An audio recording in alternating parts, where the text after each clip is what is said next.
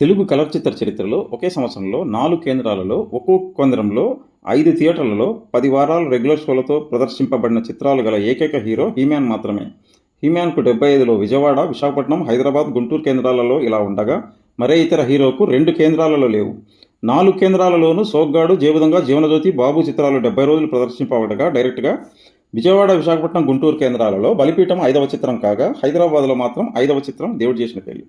అలాగే ఒకే సంవత్సరంలో 3 కేంద్రాలు హైదరాబాద్, విశాఖపట్నం మరియు విజయవాడలో 5 చిత్రాలు 10 వారాలు డైరెక్ట్గా ప్రదర్శింపబడి డైరెక్ట్గా కానీ సింగిల్ షిఫ్ట్ మీద కానీ 100 రోజులు ప్రదర్శింపబడి ఆల్ టైమ్ రికార్డ్.